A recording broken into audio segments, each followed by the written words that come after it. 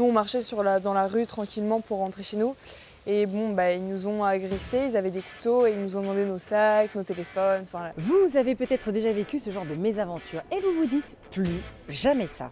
Mais comment se défendre et se protéger, vous allez voir, pas besoin de gros bras pour ça.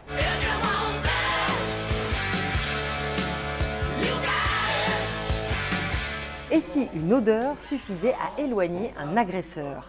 C'est le pari d'un Isérois qui a conçu un petit bijou, vous tirez dessus et ça libère une huile de poisson fermentée qui sent vraiment très très mauvais.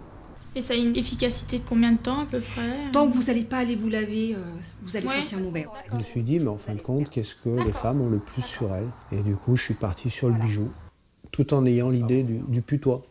L'odeur est tellement pestilentielle, tout le monde sait qu'un humain, normalement constitué, on va dire que les odeurs, ça le répulse. Et du coup, il veut contourner la zone. Quel est l'objet qu'on a tous sur soi? Un téléphone portable. D'où l'intérêt de l'application Garde ton corps, créée par 3 jeunes femmes.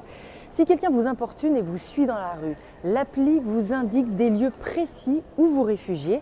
Un système de géolocalisation et une alarme vous permettent d'avertir vos proches.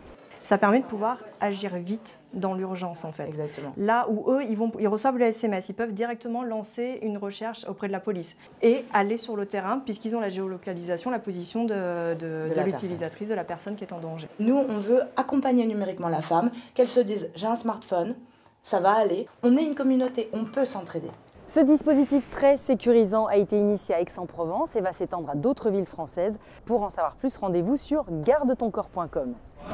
Dernier conseil, avoir confiance en soi et faire en sorte que ça se voit.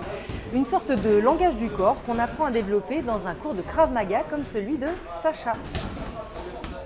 Le corps parle énormément, donc ça veut dire que si je suis bien sûr la tête baissée et que, comme on disait, je rase les murs, etc., en fait, forcément, je vais indiquer à un éventuel agresseur ou à la personne qui est en face, cette personne est une proie facile. Simplement le fait que je sois attentif, que pas forcément je bombe le torse, mais voilà, que juste je suis confiant, je marche normalement, même si j'ai peur à l'intérieur, je ne le montre pas, je vais simplement indiquer à la personne, voilà, c'est là, ça ne sera pas forcément la meilleure cible. M'échapper, je peux le faire dans certains cas, si j'ai anticipé. On en voit de plus en plus qui ont le casque sur les oreilles, on se coupe totalement du son de ce qui se passe autour. Et s'il se passe quelque chose, j'ai même pas le temps de me retourner et de pouvoir anticiper. Du coup, ça sera psychologiquement, ça sera beaucoup plus dur à réagir parce que le cerveau ne sera pas du tout prêt. Donc c'est juste, voilà, retrouver un peu ces sens-là, aiguiser mon œil et être attentif à ce qui se passe autour de moi.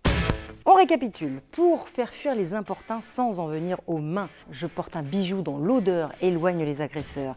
Je me mets en sécurité avec l'application Garde ton corps et je travaille la confiance en moi pour envoyer les signaux qui disent « Toi, viens pas m'embêter, sinon tu vas le regretter ».